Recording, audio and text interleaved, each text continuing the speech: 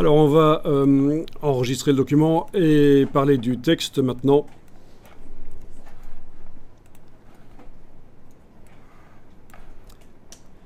Donc vous allez mettre du texte dans le bloc, vous mettez le curseur texte dedans et vous faites un clic droit, remplir avec le texte de substitution.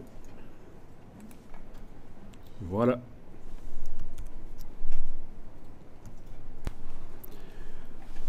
Voilà, donc on va ici faire une marge, forcément.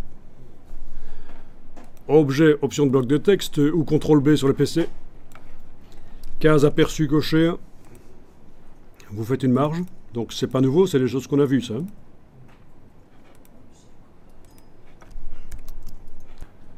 Ok. Vous allez pouvoir choisir la police de caractère bien entendu. Menu texte caractère. Alors parfois on me demande mais c'est quoi la différence entre les styles de caractère et les caractères?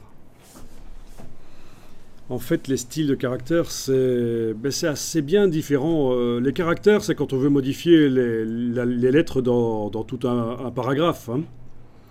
Les styles de caractère, c'est quand on veut donner un style à certains des mots dans un paragraphe. On veut par exemple mettre certains mots en italique. Donc ici, on utilise la palette caractères qui permet de modifier l'ensemble du texte contenu dans le bloc, par exemple. Et donc là, par exemple, je vais le mettre en Arial. C'est pas très bien vu l'Arial, mais bon. C'est une police qui n'est pas très appréciée dans le monde du graphisme. Ah, je croyais que c'était justement la... Non, le dessin de la police n'est pas très bon. Non, effectivement, c'est pas très esthétique. Alors, voilà. Par exemple, de l'Arial, pourquoi pas pour commencer ici, et déterminer la dimension. Voilà. Alors à ce propos, pour les polices, il y a différents sites qui donnent des bons conseils et je vais vous en montrer un qui peut être intéressant.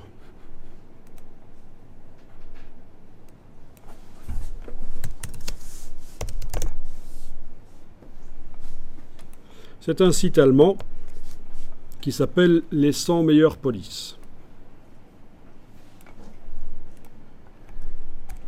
Donc il suffit de taper à peu près ça dans Google et vous y arrivez. À peu près ça, vous y arriverez. Donc il vous répertorie les 100 polices conseillées.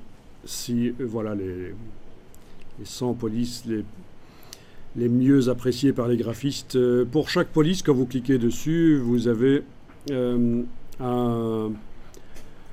petite explication sur l'origine, en fait.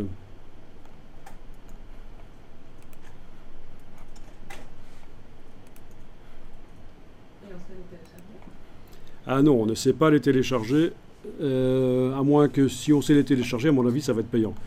Mais je ne pense pas qu'on puisse les télécharger. Là, c'est juste pour se renseigner, pour les voir. Et avoir un peu d'histoire aussi sur la police de caractère.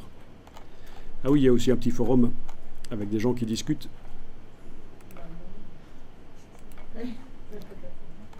Mais enfin, faites un effort, vous ne comprenez pas l'allemand. On a avec deux, c'est déjà difficile. Non, je rigole, je ne comprends pas l'allemand non plus. À peine. À peine. Ok, je vais faire un CTRL R là parce que j'arrive pas à me débarrasser de leur forum. Donc j'ai rechargé CTRL R, commande R sur le Mac. Voilà. Donc c'est intéressant. Hein, c'est vraiment... si vous utilisez une des polices qui est montrée là, bon, vous êtes déjà dans le bon en fait. Hein. Voilà, petite parenthèse terminée. Alors, on va faire apparaître, dans notre document, on va faire apparaître les caractères masqués. Les caractères masqués, vous allez les obtenir en demandant dans le menu texte, la dernière ligne du menu texte, à afficher les caractères masqués. Et on voit des balises, notamment des balises qui indiquent les fins de paragraphes. En fait, quand vous travaillez le texte dans InDesign, on ne l'a pas encore fait jusqu'à présent parce qu'on débutait, mais quand on travaille le texte dans InDesign, il faut systématiquement travailler le texte avec les balises affichées. Si vous enclenchez en bas à droite de la palette des outils l'aperçu, les balises, vous ne les voyez plus. Donc c'est tout à fait normal. Les balises, on les voit quand on est en affichage normal, donc pas en simulation de ce que ça donnera à l'impression, mais en affichage normal.